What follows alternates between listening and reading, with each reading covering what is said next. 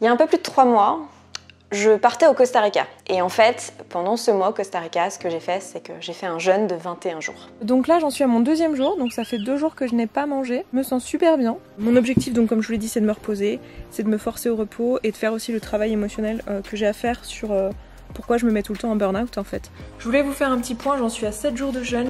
J'ai plusieurs trucs qui sont remontés cette semaine. Le fait de me sentir coupable de plein de choses et en fait, je savais pas que j'avais ça en moi. On en est à 10 jours et demi, 11 jours. Clairement, je vois l'intérêt d'aller au-delà de 7 jours en fait. Et là, même au-delà de 10 jours, j'ai envie de dire, parce que j'ai l'impression que depuis hier, c'est en train d'aller à un niveau beaucoup plus deep. Depuis hier, il se passe des choses au niveau émotionnel, au niveau spirituel même. Et honnêtement, je m'y attendais pas parce que je suis pas. Si vous me connaissez, si vous me suivez depuis longtemps, vous savez que je suis pas particulièrement quelqu'un de spirituel. J'ai un peu tendance à repousser la spiritualité parce que c'est un truc qui me fait peur. Enfin, en gros, hier, j'ai eu une espèce de certitude qui m'est arrivée.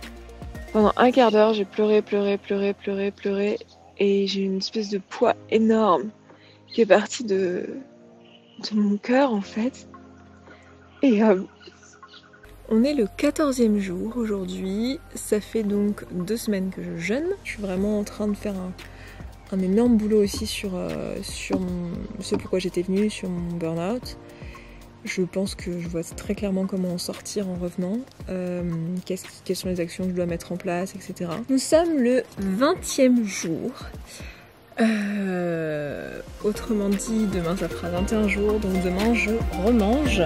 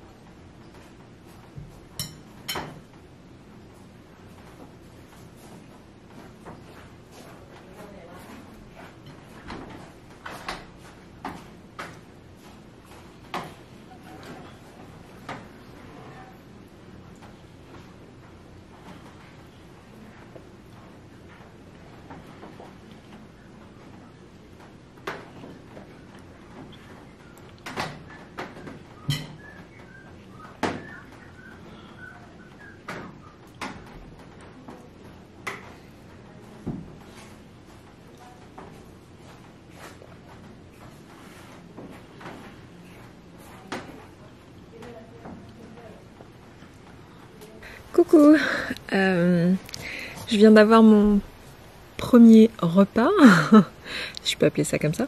Vous l'avez vu, c'était un petit morceau de pastèque grand comme ça. J'ai filmé mais j'ai pas voulu parler parce qu'en fait j'avais pas envie. Je sais même pas comment le décrire en fait. L'odeur était juste incroyable, le goût c'était juste incroyable. Le fait en fait de sentir l'ensemble de ma bouche, le sucré. Enfin, la pastèque en elle-même était excellente évidemment, mais ça fait partie de mes fruits préférés et ça fait tellement de bien d'avoir quelque chose dans la bouche et dans l'estomac. Et en fait, bizarrement, ça peut vous paraître très étrange, hein, mais ce petit morceau à la fin, il me restait genre un petit bout comme ça. Et j'étais là, pouf, j'ai plus de place. Donc voilà, je vais avoir un repas comme ça toutes les 2 heures aujourd'hui. Et donc un morceau de pastèque de cette taille-là toutes les 2 heures aujourd'hui. Et demain, les portions seront doublées. Et je pourrai changer de fruits au cours de la journée. Donc là, l'objectif, c'est surtout de relancer en fait le système digestif qui a été quand même en stand-by pendant 3 semaines. Donc voilà, et l'odeur, le goût, j'arrive même pas à vous décrire en fait ce que c'était, mais c'était genre incroyable, franchement incroyable. Jamais mangé une pastèque qui avait ce goût-là quoi. Et je pense pas que ce soit particulièrement la pastèque. Ce qu'il y a eu aussi d'assez incroyable, c'est qu'à la fin, quand je me sentais remplie, quand j'avais plus faim, je me suis sentie envahie d'une gratitude incroyable en fait.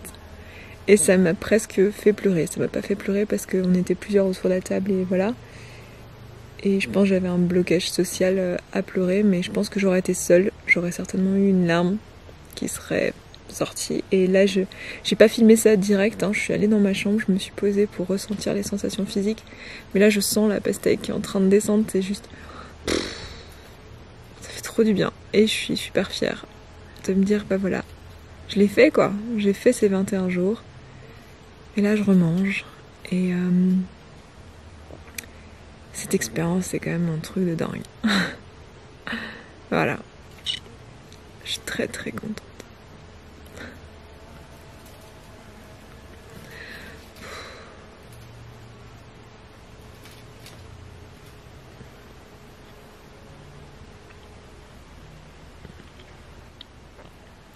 Je pense que c'est très dur à comprendre si on le vit pas en fait. Parce que moi-même quand je vais revoir ces images, je vais me dire putain meuf, tu pleures parce que t'as mangé un bout de pastèque. Va falloir que tu comprennes qu'il y a des choses plus graves dans la vie. Va falloir que tu t'en remettes.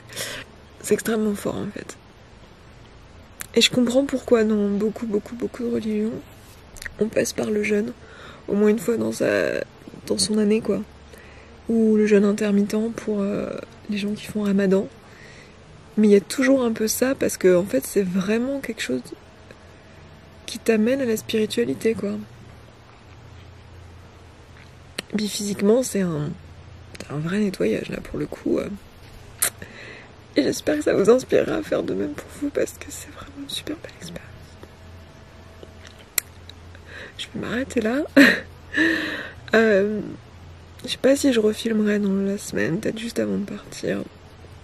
Quelque chose comme ça.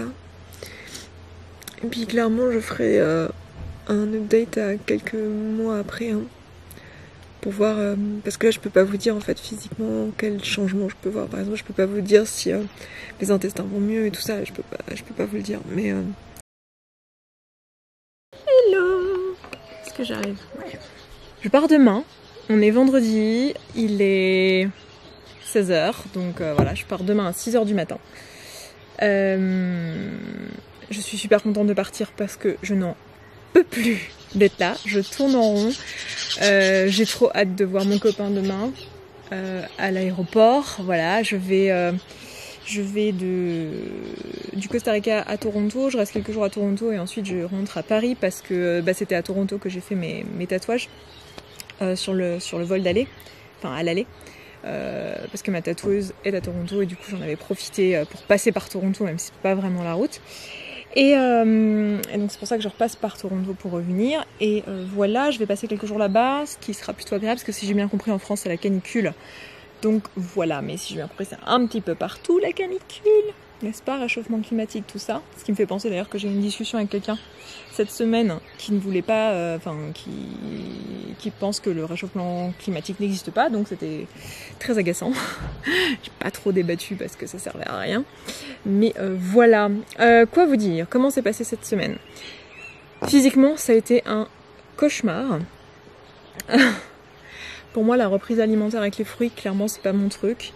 J'ai une tension qui est très basse, même là aujourd'hui où je vous parle, puisque ma tension ce matin c'était, attends, je vais vous dire que j'ai pris des photos de mes données.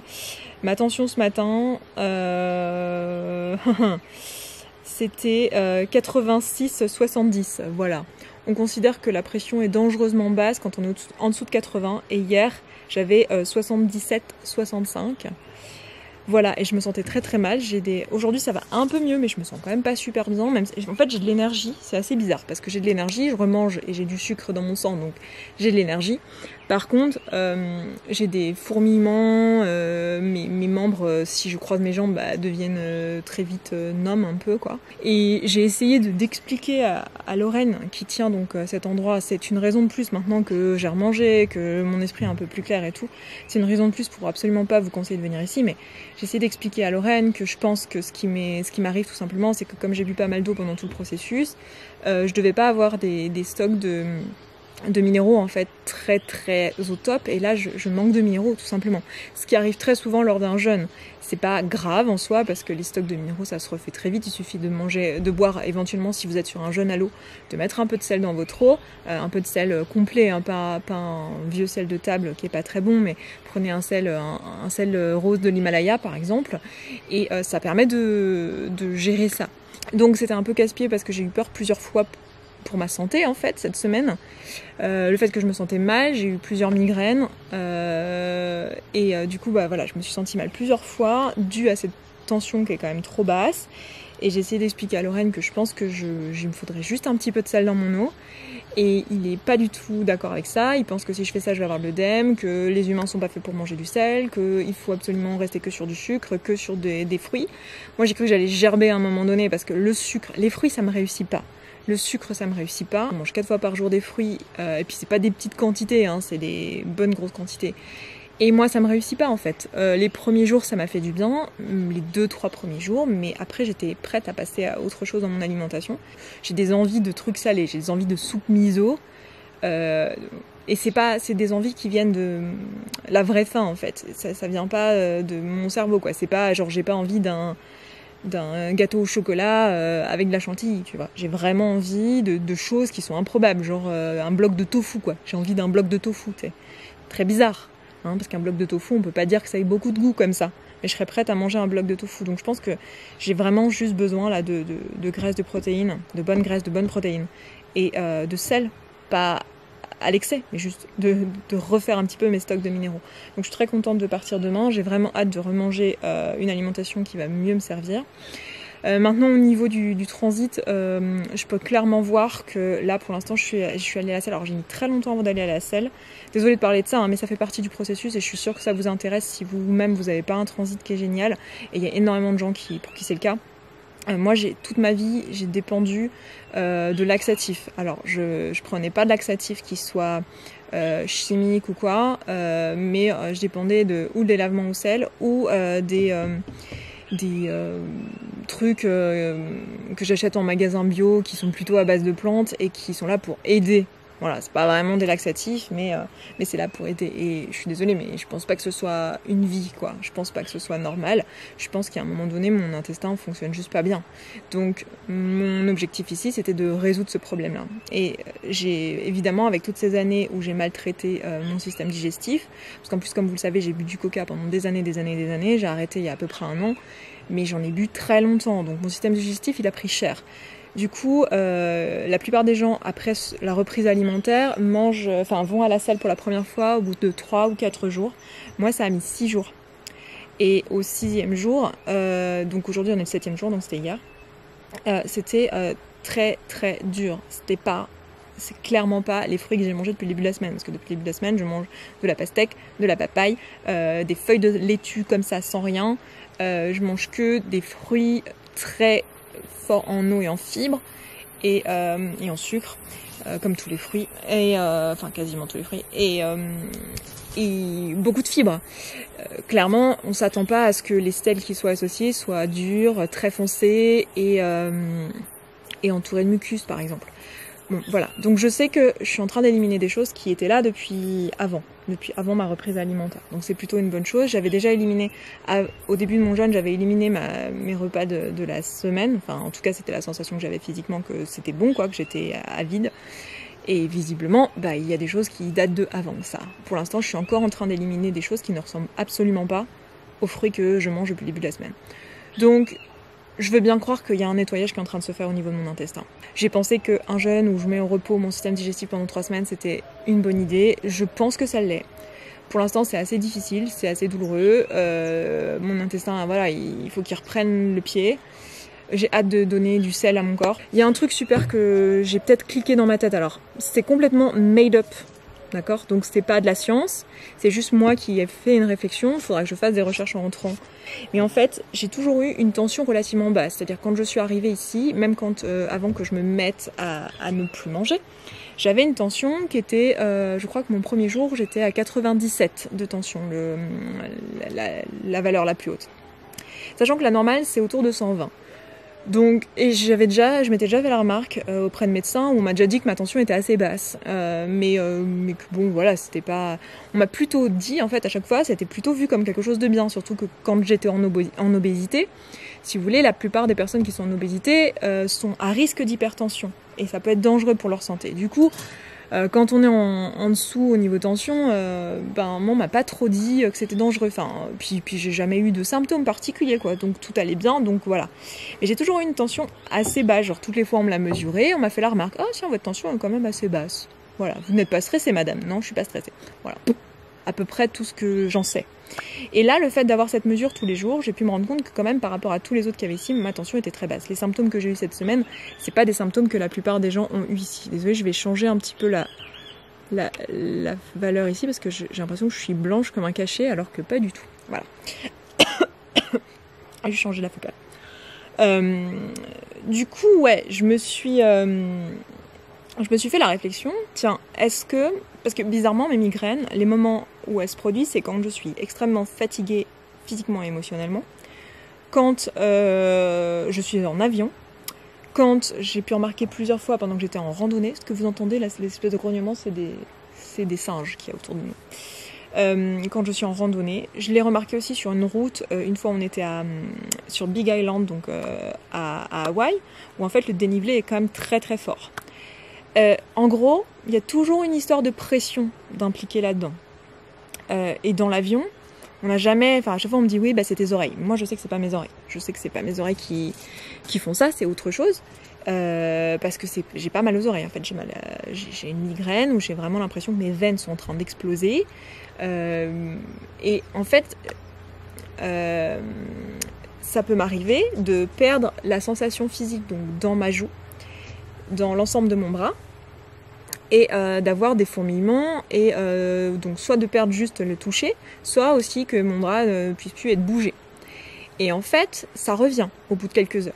Et en fait, là, j'étais en train de me dire, ce matin, quand on m'a pris ma tension, et les 2-3 jours où j'avais vraiment ma tension très très basse, quand on me l'a prise, en fait, ça m'a fait exactement la même sensation dans le bras. C'est-à-dire que ça m'a arrêté finalement tout mon sang dans mon bras, qui a fait que, en fait, en gros, je me suis retrouvée avec exactement la même sensation. D'abord des fourmillements, et ensuite, je ne sens plus mon bras, et ensuite mon bras devient paralysé. Et j'ai dit à l'infirmière, oh là, mais je suis en train de perdre mon bras. Elle m'a dit, oui, c'est normal, c'est parce que votre tension était un peu basse, et du coup, là, quand je prends votre tension ici, en fait, je suis en train d'arrêter votre sang, en gros. Vous n'avez plus de sang dans votre main.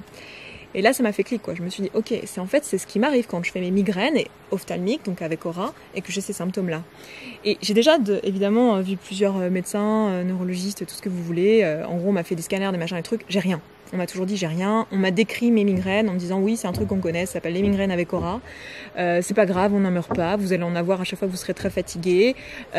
Soyez au courant que ça peut vous arriver. Prévenez si un jour vous devez accoucher, prévenez parce que vous aurez une forte fatigue physique et émotionnelle et du coup ça risque de se produire. Et si vous devenez paralysé, ce sera peut-être important que le personnel médical le sache. Mais c'est à peu près tout ce qu'on m'en a dit, quoi. On m'a pas dit que c'était un problème. Et moi, je suis peut-être un peu têtue, mais j'arrive pas à croire que avoir ce type de symptômes, c'est pas un problème, que tout va bien. Tu vois, je me dis, je suis pas censée avoir ce genre de symptômes, c'est pas normal. D'accord, c'est pas le fonctionnement normal de mon corps. Et là, le fait d'avoir ce clic-là, de me dire, tiens, c'est bizarre, là j'ai ma tension particulièrement basse et j'ai fait 3 migraines cette semaine. Tiens, dans les avions, il y a une pression qui est différente. Est-ce que ça changerait pas ma pression artérielle aussi ? Je peux pas faire de plongée parce que pareil, ça me fait des migraines. Là aussi, il y a une histoire de pression qui est différente dans l'eau. Tiens, ça m'arrive aussi quand je suis dans des randonnées de haute altitude. Tiens. Est-ce qu'il n'y aurait pas un lien entre ma tension artérielle qui est basse et mes migraines ? Au moment où je vous le dis là, c'est juste moi qui essaye de comprendre des trucs. C'est basé sur rien d'autre que mon expérience. C'est basé sur rien d'autre que ce que je comprends de ce que je comprends. Donc voilà, je comprends pas l'étendue, je suis pas médecin, je comprends pas l'étendue de ce qu'est la tension, etc. Donc honnêtement, si c'est ça le lien de mes migraines, j'ai tout gagné en venant ici. Et j'aurais cliqué un truc dont je cherche la réponse depuis des années. En fait, à chaque fois, je vois des médecins qui sont spécialistes dans le cerveau et tout ça, mais si mon problème, c'est le problème de tension artérielle, en fait, je vois pas les bons médecins, je vois pas les bons spécialistes. Donc, on va voir. Est-ce que c'est ça ? Est-ce que c'est pas ça ? Je vous tiendrai très certainement au courant.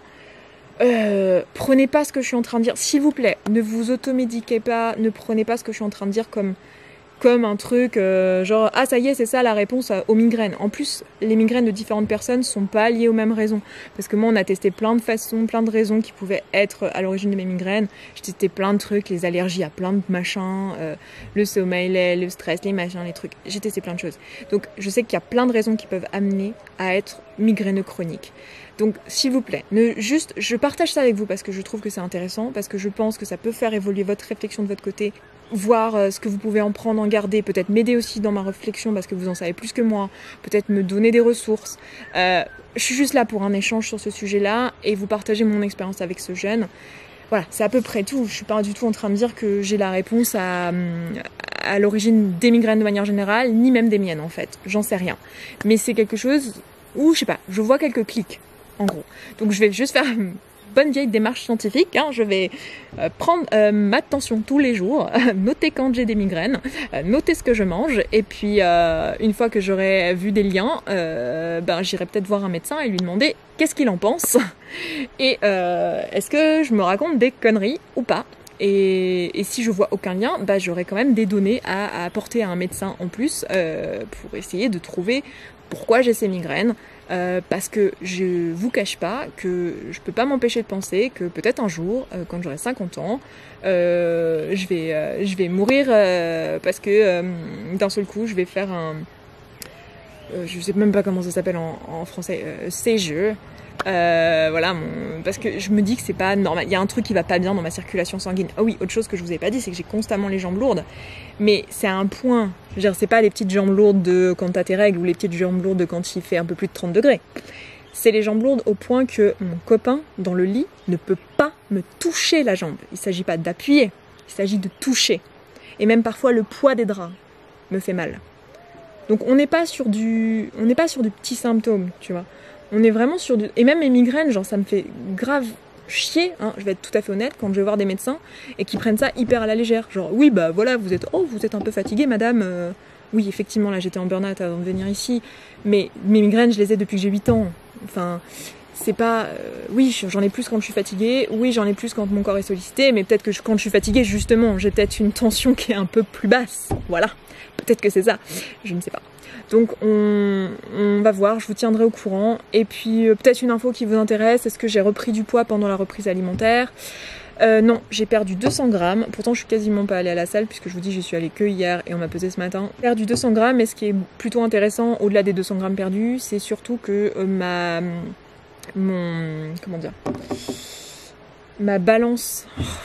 Ma body composition, la composition de mon corps a évolué, c'est-à-dire que j'ai pris du muscle et j'ai continué à perdre du gras. Donc moi c'est tout à fait la direction dans laquelle je vais aller. Donc c'est très bien. Et là je suis en train de me dire qu'il va y avoir un orage.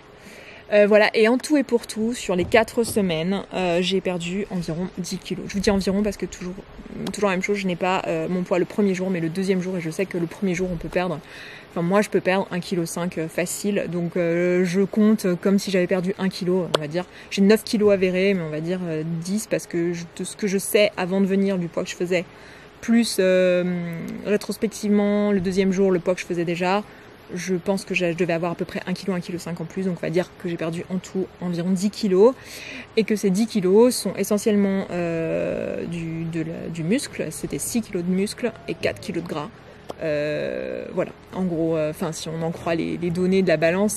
Donc écoutez, je me sens bien, même si ma tension est toujours trop basse, et j'ai juste très hâte de reprendre une alimentation végane équilibrée et pas juste des fruits, une alimentation qui soit pleine de fibres, pleine d'aliments entiers, de voir mon copain, de reprendre une vie normale.